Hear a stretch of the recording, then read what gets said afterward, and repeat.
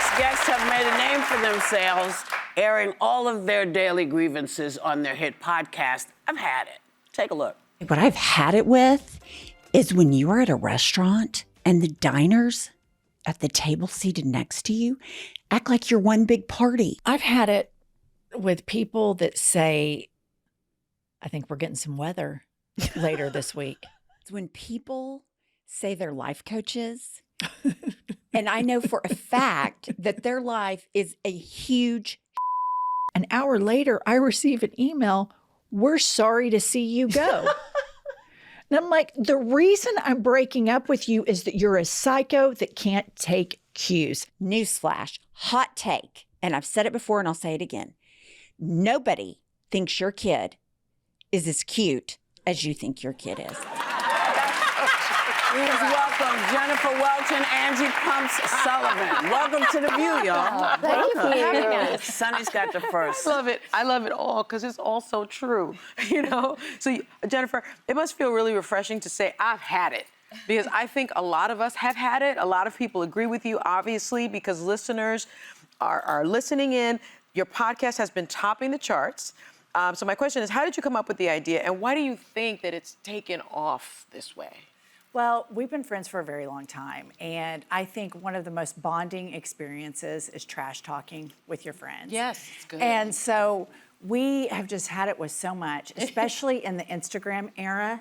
It's like, be positive, be Photoshop, be perfect. And it's like, we need to be the counter-programming to the toxic positivity culture because it's more realistic. And so that's what we offer our listeners, is just authentic trash talking. I like that. I love it. like Well, that. Angie, and I'm going to call you Pumps because I have to. In addition to being podcasters, you guys are best friends, as you mentioned, and moms and business women. So, Jen, you're an interior designer and you're a divorce attorney, which I'm sure has so many fun stories.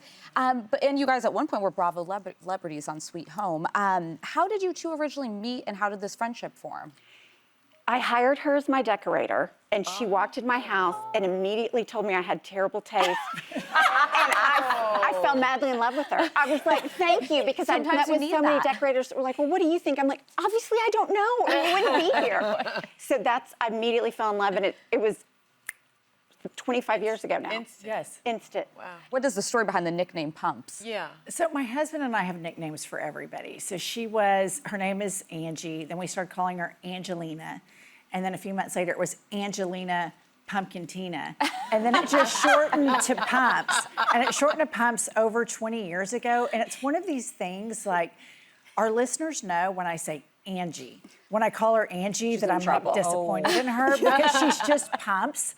And it's a great nickname. I love it. It sure is. What was the last gripe you had about each other? When did you last have to use Angie to talk to her? I'll tell you when. So we both love to not have FOMO.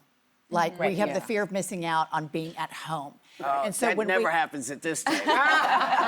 when we do have to socialize, Pump starts making all these declarative statements. Okay, listen, we are going to be out the door at 8:45. I'm like, okay, no problem with me. I will Irish exit like nobody's business. I will never, ever be the problem.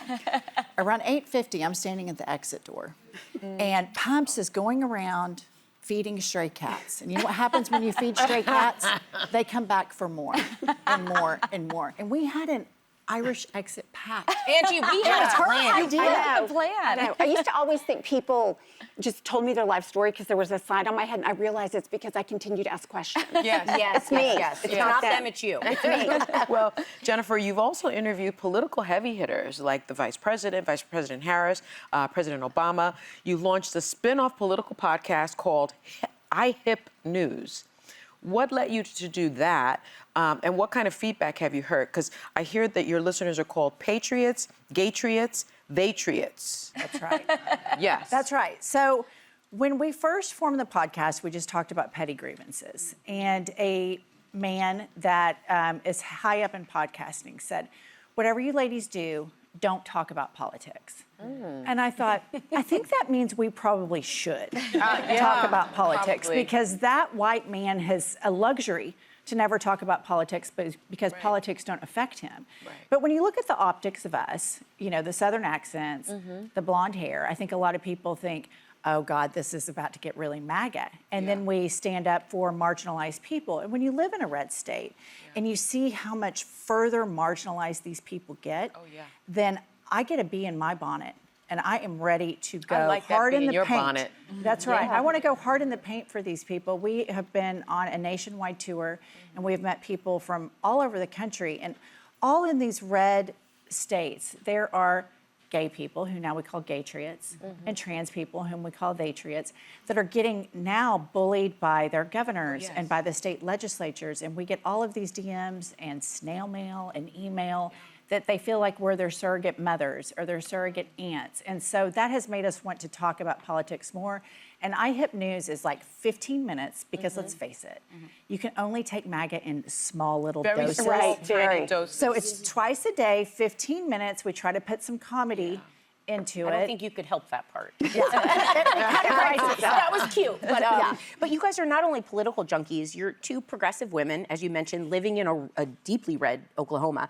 How do you navigate that, and what perspective does that give you? Well, it's interesting because we live in Oklahoma City, which is very purple. And everywhere I go, I will have someone like lean into me and say, keep doing what you're doing. Thank you for doing this for our, to make us look better. They whisper it and they like pull you back. And so I think that it gives us the perspective of this is needed. Yeah. People need to know that just because this is what the power of the government is doing, that we do not have to sit by and watch discrimination on an institutional level. And to be an example of what it looks like to think critically and come up with your own decisions. Well, Jennifer, you have a book coming out soon, and I am obsessed with this title. Life is a Lazy Susan of Bleep Sandwiches. Can you explain that title to us and what we can expect from the book? Yeah. Well, viewers, Pumps and I have not always been this rock solid. And that comes as a surprise to everyone.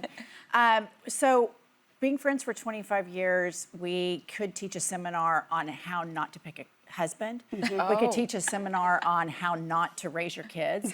And much to our surprise, our kids, she has 3, I have 2, all turned out to be great. But there's, my husband is a recovering drug addict. He fell prey to the opioid epidemic. He went to rehab 5 times. And I think it's important that we normalize that people struggle with addiction and not have so much shame on something that is a disease that affects all families. And then Pumps had a humzinger of a marriage. That It was a disaster. Go through. She rearranged the deck chairs on the Titanic for a decade. So there's some juicy tea in there. Yeah. I heard that. Yeah. Okay, well, on your podcast, you guys play a game called Had It or Hit It. So we're going to borrow it for a quick speed round. I'll name the topic. You tell us whether you've had it or hit it, meaning you're into it. You like it. So are you ready? Yes. Okay. I like that you had to explain that. Wait, I shouldn't have looked at them. You guys get it, right? Cool. Okay, here we go. Tiger moms. Had it. Group text chains. Had it. Oh my gosh. No one my wants to eyeballs know had your it. answer. Broligarchs. Had it. Disgusted. Blind dates. See, I kind of hit it with this because I only With picked the actual blind date or blind dates in general? with an actual blind date because I personally picked like the worst person on the planet. So I think if somebody else picked, it would be better for me. Oh, okay. The blind date thing, I wouldn't trust anybody else's. I'm just saying. Mine's really bad. No. Other people's like is going to be worse. flirtation. Other people's is going to be worse. Trust me on this one. Been there, done that, doesn't work. All right, but our thanks to Jennifer Welch and Angie Pump Sullivan. You can listen to I Have Had It and iHip News anywhere you get your podcasts. You want to have a good time? Listen to these broads. They're good.